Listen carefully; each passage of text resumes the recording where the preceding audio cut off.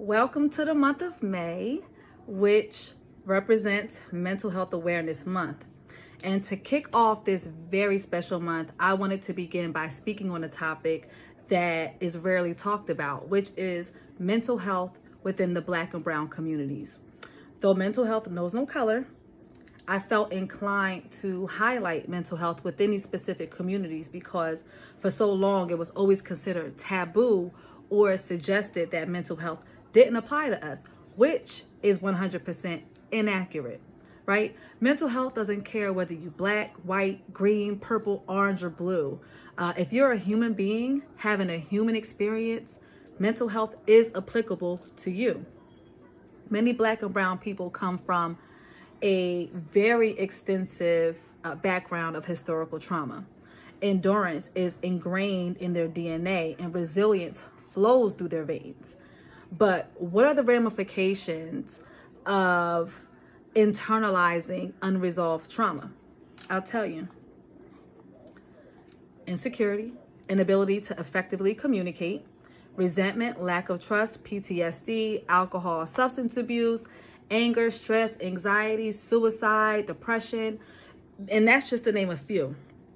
Having that sort of thought process has undoubtedly taught Black and Brown people how to sustain and be resilient in most obstacles, but it also provided a very keen falsehood. In the face of adversity, processing feelings and emotions was just something they weren't able to openly do. You had to suppress your emotions because if you showed that, you were considered weak, a punk. If you were a man, you were emasculated. So people held what they endured inside, right? But the ideology of burying the pain or hurt portrays a distorted picture when in all actuality has co-signed dysfunction, right? You are a human being with human emotions. They are not meant to be disregarded. And when they are, they come out in different areas of your life, whether that be romantic relationships, friendships, how you raise your children, or even how you see the world. Unsettled feelings and emotions cause people to live through that dysfunction as opposed to living in their most authentic selves. Strength comes from knowing and acknowledging that, from knowing, acknowledging, and accepting that there may be a problem. Seeking help for things you know is a hindrance in your life conveys an astronomical amount of courage. People must understand that it is okay not to be okay. Reflecting and removing remnants of your past is vital to your mental stability. But that only happens once you become aware. Without cognizance, you can't begin to heal because you can't begin to heal a problem that you don't feel exists, right?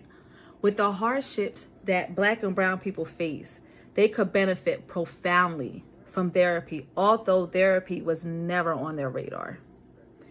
But I encourage you to think differently about the things you were taught because a lot of the things that we inherited was wrong. And this isn't to discredit our parents, legal guardians, or whomever raised you, because they too were taught what they handed down. But let's teach our children the importance of self-care and allow them to feel what they're feeling. People aren't robots, and therefore processing the things that's occurred to them is vital to their future. Let's stop the abnormal way of thinking in an effort to give our children a better perspective than what we had. We all want our children and future generations to become better than us, right? So we must set the tone. When you know better, you do better. And I am encouraging you all to set the proper tone. Mental health matters. Mental health simply means self-care. Are you adequately processing the things that has occurred to you or the things that is occurring in its present state? Mental health is everything, and people need to take it a lot more seriously instead of thinking of it in a negative connotation. It's actually beneficial when you confront these things. So this month, you guys are going to hear a lot from me. And I'm excited to spread awareness. I'm excited to get people to think differently. And I want to redefine what strength is and what it looks like. So again, welcome to May. This is Mental Health Awareness Month, and I'm about to get on your nerves.